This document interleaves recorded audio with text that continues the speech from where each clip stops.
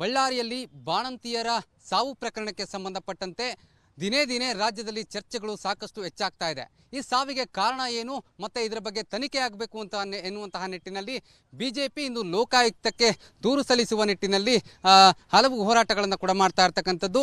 ಇದರ ಬಗ್ಗೆ ಮಾತನಾಡಲಿಕ್ಕೆ ನಮ್ಮ ಜೊತೆ ಸಂಸದರು ಹಾಗೂ ಡಾಕ್ಟರ್ ಸುಧಾಕರ್ ಅವರು ನಮ್ಮ ಜೊತೆ ಇರುವಂಥದ್ದು. ಅವರನ್ನು ಮಾತನಾಡ್ಸೋಣ. ಸರ್, ಮುಖ್ಯವಾಗಿ ಬಳ್ಳಾರಿಯಲ್ಲಿ ಬಾಣಂತಿಯರ ಸಾವು ಏನಿದೆ, ಈ ಪ್ರಕರಣ ದಿನೇ ದಿನೇ ತಾರಕಕ್ಕೇರ್ತಾ ಇದೆ.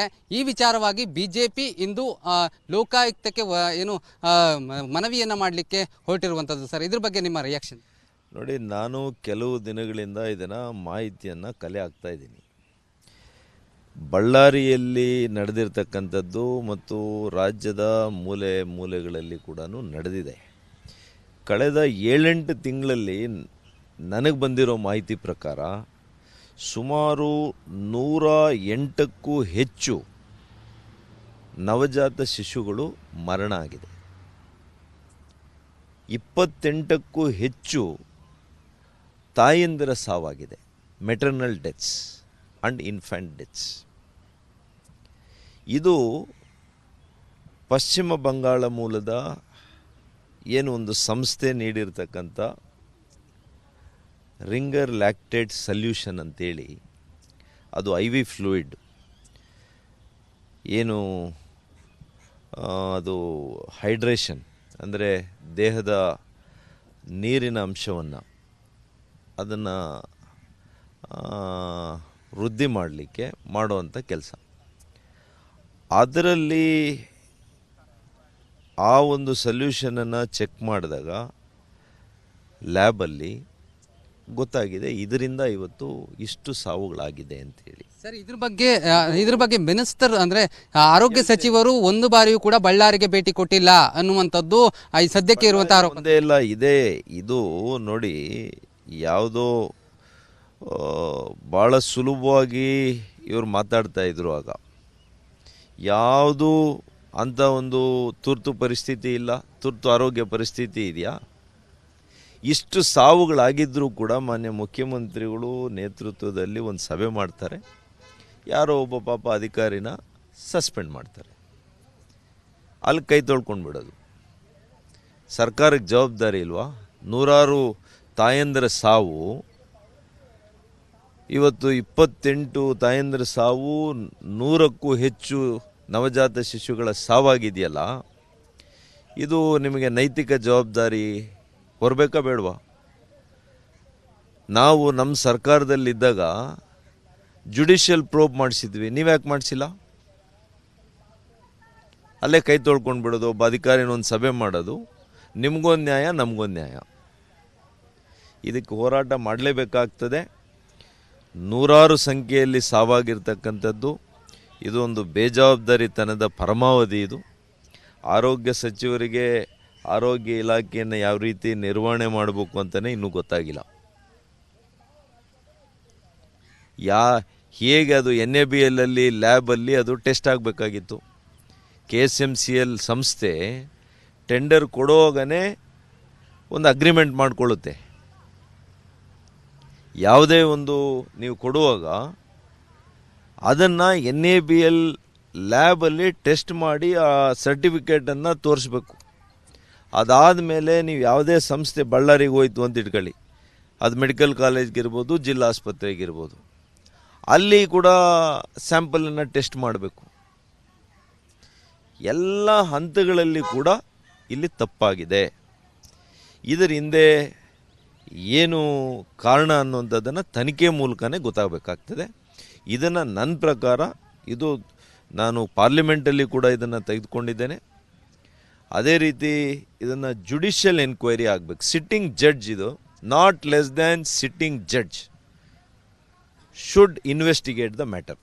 ಸರ್, ಈಗ ಮುಖ್ಯವಾಗಿ ಜಮೀರ್ ಅಹಮದ್ ಖಾನ್ ಅವರು ಕೂಡ ಆ ಒಂದು ಜಿಲ್ಲೆಯ ಉಸ್ತುವಾರಿಯನ್ನು ವಹಿಸಿಕೊಂಡಿರುವಂಥದ್ದು. ಬೇರೆ ಎಲ್ಲ ವಿಚಾರಕ್ಕೂ ಮಾತನಾಡ್ತಾರೆ, ಆದರೆ ಈ ವಿಚಾರವಾಗಿ ಬಳ್ಳಾರಿಗೆ ಭೇಟಿ ಕೊಡೋದಾಗಲಿ ಅಥವಾ ಈ ಆಸ್ಪತ್ರೆಗಳಿಗೆ ಭೇಟಿ ಕೊಟ್ಟು ತನಿಖೆಯನ್ನು ಮಾಡಿಸ್ಲಿಕ್ಕೆ ಒಂದಷ್ಟು ಮಾಹಿತಿಯನ್ನು ಕೊಡೋದಾಗಲಿ ಯಾವ ಕೆಲಸವನ್ನು ಮಾಡ್ತಾ ಇಲ್ಲ ಅನ್ನುವಂಥದ್ದು. ಜಮೀರ್ ಅವರಿಗೆ ಆಸ್ಪತ್ರೆಯಲ್ಲಿ ಹೋಗಿ ಅವ್ರಿಗೇನು ಲಾಭ ಇದೆ? ಅವ್ರು ಯಾಕೆ ಹೋಗ್ತಾರೆ?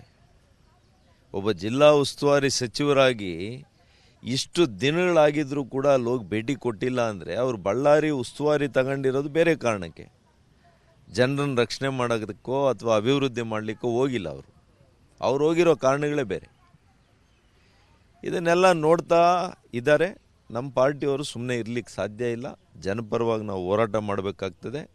ಮಾನ್ಯ ಮುಖ್ಯಮಂತ್ರಿಗಳು ತಕ್ಷಣ ಇದನ್ನು ಸಿಟ್ಟಿಂಗ್ ಜಡ್ಜ್ ಮೂಲಕ ಇದಕ್ಕೆ ಆದೇಶ ಮಾಡಿದರೆ ಅಲ್ಲಿಗೆ ಅವರು ಏನೂ ಕೂಡ ಮುಚ್ಚಿಡುವಂಥದ್ದು ಇಲ್ಲ ಅನ್ನೋದು ಅರ್ಥ ಆಗ್ತದೆ.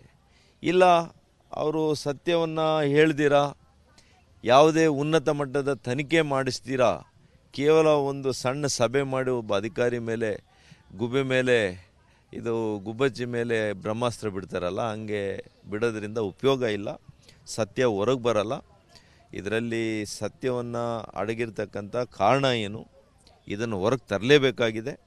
ಇದಕ್ಕೆ ಒಬ್ಬ ಸಿಟ್ಟಿಂಗ್ ಜಡ್ಜೇ ಇದಕ್ಕೆ ಒಂದು ಜುಡಿಷಿಯಲ್ ಪ್ರೋಬ್ ಮಾಡಲೇಬೇಕು. ಬಳ್ಳಾರಿಯಲ್ಲಿ ಬಾಣಂತಿಯರ ಸಾವು ಪ್ರಕರಣಕ್ಕೆ ಸಂಬಂಧಪಟ್ಟಂತೆ ದಿನೇ ದಿನೇ ರಾಜ್ಯದಲ್ಲಿ ಚರ್ಚೆಗಳು ಸಾಕಷ್ಟು ಹೆಚ್ಚಾಗ್ತಾ ಇದೆ. ಈ ಸಾವಿಗೆ ಕಾರಣ ಏನು ಮತ್ತು ಇದರ ಬಗ್ಗೆ ತನಿಖೆ ಆಗಬೇಕು ಅಂತ ಎನ್ನುವಂತಹ ನಿಟ್ಟಿನಲ್ಲಿ ಬಿಜೆಪಿ ಇಂದು ಲೋಕಾಯುಕ್ತಕ್ಕೆ ದೂರು ಸಲ್ಲಿಸುವ ನಿಟ್ಟಿನಲ್ಲಿ ಹಲವು ಹೋರಾಟಗಳನ್ನು ಕೂಡ ಮಾಡ್ತಾ ಇರ್ತಕ್ಕಂಥದ್ದು. ಇದರ ಬಗ್ಗೆ ಮಾತನಾಡಲಿಕ್ಕೆ ನಮ್ಮ ಜೊತೆ ಸಂಸದರು ಹಾಗೂ ಡಾಕ್ಟರ್ ಸುಧಾಕರ್ ಅವರು ನಮ್ಮ ಜೊತೆ ಇರುವಂಥದ್ದು. ಅವರನ್ನು ಮಾತನಾಡ್ಸೋಣ. ಸರ್, ಮುಖ್ಯವಾಗಿ ಬಳ್ಳಾರಿಯಲ್ಲಿ ಬಾಣಂತಿಯರ ಸಾವು ಏನಿದೆ, ಈ ಪ್ರಕರಣ ದಿನೇ ದಿನೇ ತಾರಕಕ್ಕೇರ್ತಾ ಇದೆ. ಈ ವಿಚಾರವಾಗಿ ಬಿಜೆಪಿ ಇಂದು ಲೋಕಾಯುಕ್ತಕ್ಕೆ ಮನವಿಯನ್ನು ಮಾಡಲಿಕ್ಕೆ ಹೊರಟಿರುವಂಥದ್ದು. ಸರ್, ಇದ್ರ ಬಗ್ಗೆ ನಿಮ್ಮ ರಿಯಾಕ್ಷನ್? ನೋಡಿ, ನಾನು ಕೆಲವು ದಿನಗಳಿಂದ ಇದನ್ನು ಮಾಹಿತಿಯನ್ನು ಕಲೆ ಹಾಕ್ತಾ ಇದ್ದೀನಿ. ಬಳ್ಳಾರಿಯಲ್ಲಿ ನಡೆದಿರ್ತಕ್ಕಂಥದ್ದು ಮತ್ತು ರಾಜ್ಯದ ಮೂಲೆ ಮೂಲೆಗಳಲ್ಲಿ ಕೂಡ ನಡೆದಿದೆ. ಕಳೆದ 7-8 ತಿಂಗಳಲ್ಲಿ ನನಗೆ ಬಂದಿರೋ ಮಾಹಿತಿ ಪ್ರಕಾರ ಸುಮಾರು 108ಕ್ಕೂ ಹೆಚ್ಚು ನವಜಾತ ಶಿಶುಗಳು ಮರಣ ಆಗಿದೆ. 28ಕ್ಕೂ ಹೆಚ್ಚು ತಾಯಂದಿರ ಸಾವಾಗಿದೆ, maternal deaths and infant deaths.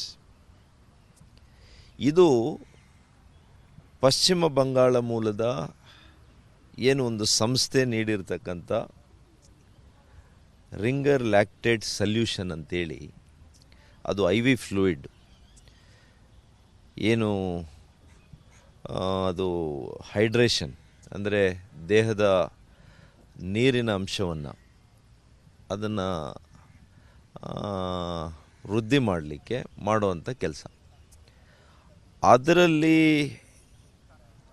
ಆ ಒಂದು ಸಲ್ಯೂಷನನ್ನು ಚೆಕ್ ಮಾಡಿದಾಗ ಲ್ಯಾಬಲ್ಲಿ ಗೊತ್ತಾಗಿದೆ ಇದರಿಂದ ಇವತ್ತು ಇಷ್ಟು ಸಾವುಗಳಾಗಿದೆ ಅಂತೇಳಿ. ಸರ್, ಇದ್ರ ಬಗ್ಗೆ ಮಿನಿಸ್ಟರ್ ಅಂದರೆ ಆರೋಗ್ಯ ಸಚಿವರು ಒಂದು ಬಾರಿಯೂ ಕೂಡ ಬಳ್ಳಾರಿಗೆ ಭೇಟಿ ಕೊಟ್ಟಿಲ್ಲ ಅನ್ನುವಂಥದ್ದು ಈ ಸದ್ಯಕ್ಕೆ ಇರುವಂಥ ಆರೋಪ. ಒಂದೇ ಇಲ್ಲ, ಇದು ನೋಡಿ, ಯಾವುದೋ